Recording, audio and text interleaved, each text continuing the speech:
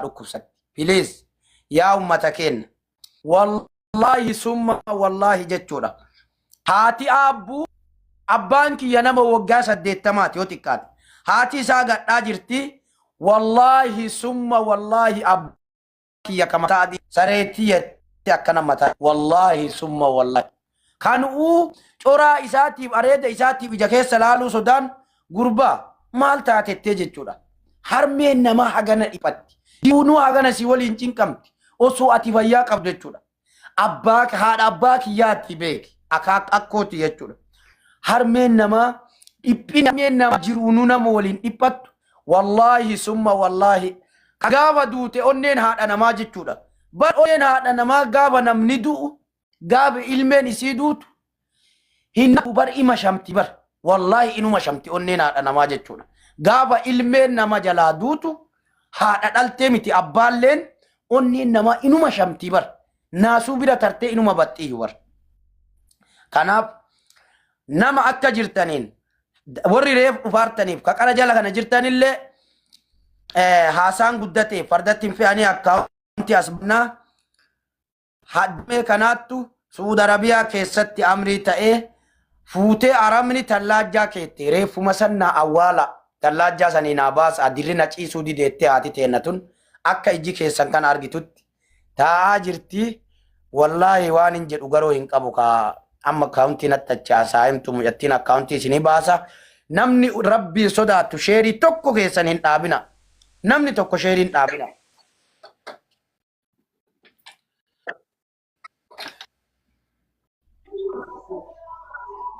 Esa keessan hin jedhamu. Okay, akkaawuntiin atti. Kuma tokko. Daqiiqa.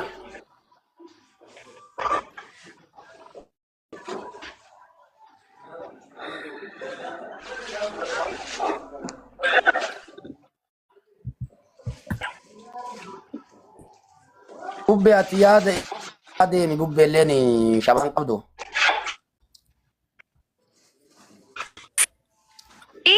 Agatti sirreeffatu dubbadhu ani. Moo sirreeffatte? Ayyee kuma tokko. 0 7 kuma tokko 77. 48. Suuraa nam tokko baagiraawundi kaa'aa. 48. 8 73. 48 jedheera. Asirra laalaa deema tolbaa jira mikino. 48. 73.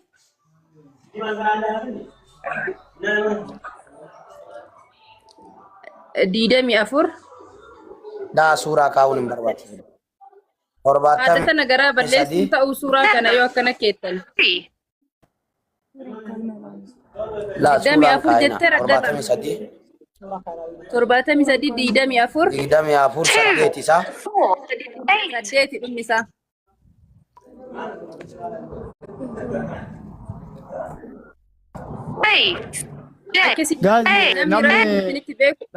Namni dhibba saddeetii kun karaa takka takka kooppilingi godhaa dhaggeeffadha. Namni dhibba saddeetii takka takka kooppilingi godhaa kasanirraa hafe immoo hiriyoota teessan nama 5-10 irra sheer godhaa marti keessan. Kan walii as geenneef geemaa miti waan biraatii fi miti gargaarsa ilma namaatiif walii as geenne hundi keessan kooppilingi sheer godhaa wal biraan ga'a. Kooppilingi sheer godhaa marti keessan. Akka wanti mucaan asirra kaaraa dhiisaa jalatti hin barreessina. Akkasi ragata bareeda shabakan darbe amma jira please amma nama 780 asirra jirtu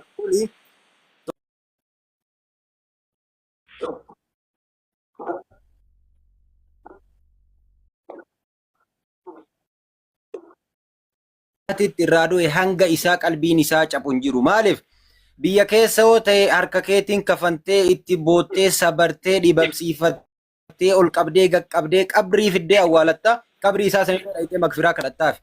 Biyya ambaa keessatti du'uuni haga inni ulfaataa ta'e haga inni qalbii nama cabsu haga maatiin biyya jiru qalbii isaa dhukkubsatu nama beeku beeka. Ana asirratti waan tokko isinii hima. Wallahi lazim ani nama sadi nama sadi kaalidiyyaa dhaqee makkaan keessa ijoolleen tarii warri na beekan as jala jiraachuu danda'an.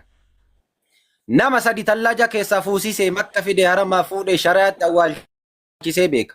Iqaamaan qabu waa takkan qabu garuu namummaaf jecha tokko keessaa yeroo koronaa sani warri maatiin sun irraa dhume irraa du'ee achitti dhukkubsattee ijoolleen sun irraa duute niitii achi jira obboleeyyantu jira. Gaafa jarri dhaqee awwaalame san haga qalbiin jaraa gammadee rafan. Haga maatiin biyyarraa daqiiqa deeqan deddeebisee nu bilbilee tasgabbaa'e ani ufii kiyya nin beeka dhibbaan dhibbatti beeka. Kanaafuyyuu bakka haadha tanaa bu'aati. Haadha tana taya. Maal keessa jirti haatitu maaltu itti dhagahama. Qalbiin isii akkamtaa. Hin awwaalanne hin dhibimsiifanne mana yaalaa fiddee yaalchifanne fiddee hin qabarsiifanne.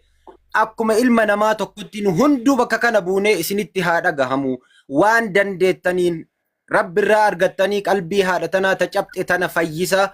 Daa'ima sanillee tallaaja san keessaa baafamee akka qabrii ga'uuf Rabbiin bakka isaa mana isaatiin akka ga'u taasisa isiniin jedha.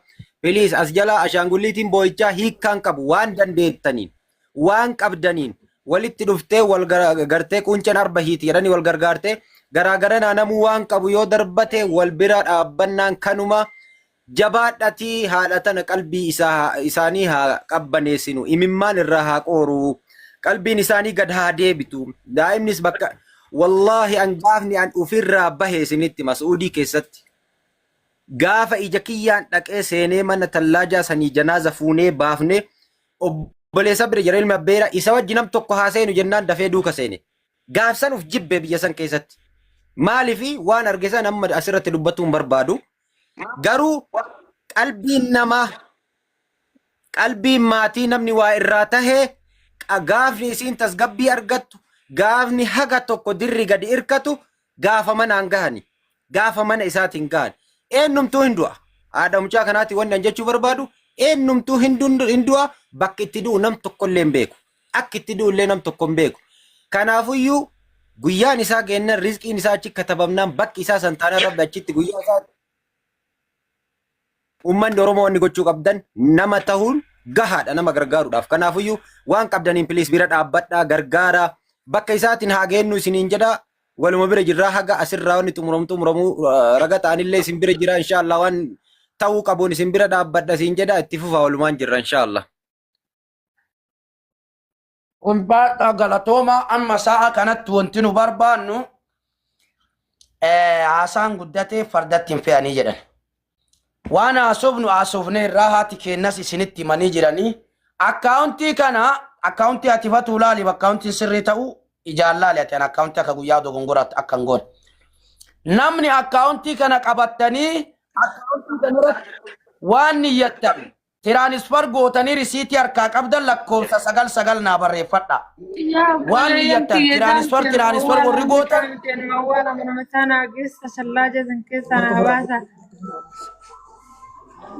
Boo'ichaa miti yaa Oromooti yaa isaa miti amma anuma awwaala Oromooti yaa Filiis akka jirtaniin biyya jirtan hundatti anuma awwaala malee amma isaa miti anuma bira dhaabadhaa isiniin jala bakka jirtan mara.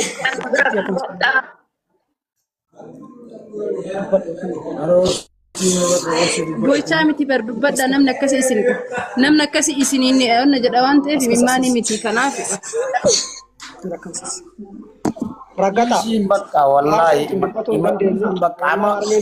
warri jala kanatti emoji boo'insaa gootan hiika takkan qabu sheer godhaa piliis namni haa dhufu. Linki sheerii godhaatiin waan qabdaniin bira abadha namni haadha qabdan namni haadha abdan jirtu dubbatuu hin dandeenye namni kana qabadhaa waan qabdaniin waan dandeenye mee namni dubbatan jala kana jirtu nama kuma takka fiti geemaafuu sheer goota boo'insa dhiisii sheer godhi nama fiti hundi kee jechuudha piliis wal gargaarree daa'ima kana achi baafna.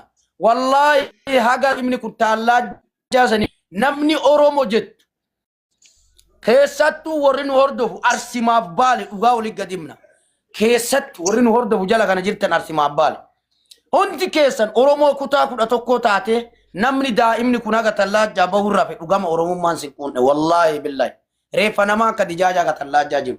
Kanaaf namni kuma takkaa jala kana jirtan akkaawuntii kana qabadhaati Jamiila Abdurrahman ka jedhu kanarratti waan rabbi isinii laaffise tiraanisfar godhaati lakkoofsa 8 saddeet barreeffadhu namni galchitee risiitii harkaa qabdu. Namni boo'insii haadhatee naa garaasi nyaate. Kanaaf reeffa daa'ima kanaa tallaajja akka baafnu pilees yaa Oromoo. Hundi kee namni kuma takkaa kun sheerii addan kutin imimman haadhatee naa kun garaasi yaa nyaatu jiniin jedha. Galatooma. Warri galchite amma warri birrii galchite akkaawuntii kana qabattee warri birrii galchite lakkoofsa 9 nu barreeffatta. Iti warri harkaa qabdu. Warri harkaa qabdu lakkoofsa 9 barreeffatta. Kunniin ammoo sheerii addan kutinaa kooppilingi addan kutinaa baaraalii manaa gadi hin buusinaa waan jiru itti fufaa. Abbaan ruqiyyaa'is nu bira jiranii bubbeenis nu bira jira. Inshaallah waan dandeenye haga gaafa daa'imni amma hadha qofa odoo hin ta'in hadha qofa gargaarree osoo hin ta'in haga gaafa daa'imni kun tallaajjaa ba'utitti yaa Oromoo pilees gursaa harmee qofatti hin dhiisinaa walumaan gursaa taanu isiniin jedha. Namni waa galchitan ammoo warri tiraanisfar gootan akkaawuntii kana qabattanii akkaawuntii mataa abbaa ruqiyyaa gubbaa jiru kana 1,77 48 73 24 8 Jamiila Abdurrahmaan irratti nami galchite lakkoofsa 8 na barreeffata galchaa jirani amma inshaallah. Barakallahu fiikum. Taanis goote lakkoofsa 8 na barreeffata jechuudha. Ol baatee du'aa isii goote harmeen teena. Ija imimmaanii kanaan haati tun nami du'aa isii goote wallaahi milkoofta. Wallaahi billaahi milkoofta. Shakkiillee hin qabu. Kanaaf akkaawuntii kana qabadhaati hundi keessan tiraanisfar irra godhaafi akkaawuntiin kun ka harmee tanaati ol bayaa isiniin jedha. Namni hundi keessanuyyuu warri waa galchitan lakkoofsa 8 barreeffadha. Waan niyyattan jala kanan nu barreeffadha. An haganan galchaa, an haganan galchaa, an haganan galcha jedha waan niyyattan barreeffadhaati. Achi booda oseentan hundi keessanuyyuu. إن شاء الله بريو ربي جل دكتور أسلي برلين أن أمري ربيتين بإذن الله